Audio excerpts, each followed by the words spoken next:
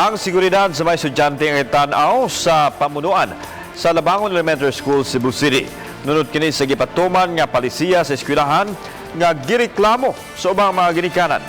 Ano ang report? Suma sa Prinsipal sa Labangon Elementary School nga dili niya gustong mahitabo sa ilang eskwelahan ang mga daotang panghitabo sama sa pagpasulod sa usa ka eskwelahan didto sa kauluhan. Busa, mipatuman sila og palisiya nga maghatag og safety sa mga estudyante. Reaksyon kini sa Prinsipal sa reklamo sa ubang mga ginikanan kalabot sa dili na pagtugot kanila nga makasulod sa eskwelahan panahon sa lunch break. Kabahin usab kini sa ilang disaster management.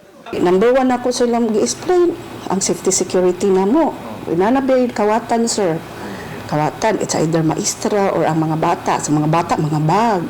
Another thing, simbako, pareha itong nahitabo atong bata nga gisod pagkaudto nga gipusil. Giklaro sa Prinsipal nga aprobado sa General PTA ang lakang nga gipatuman.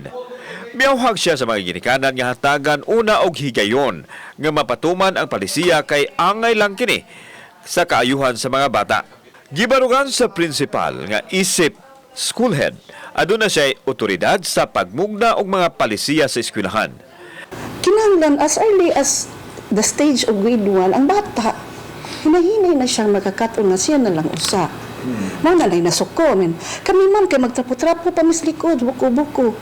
Magkunkuan pa, hungit-hungit pa. Dili na sad maayong mobitaw na ato ang gi-practice nga mahimo na silang independent. Samtang gikinakdang mo sumiter sa ilang petisyon ang mga ginikanan ngadto sa buhatan sa Department of Education. Kauban si John Solon, ako si Alan Domingo. Balitang Bisdak.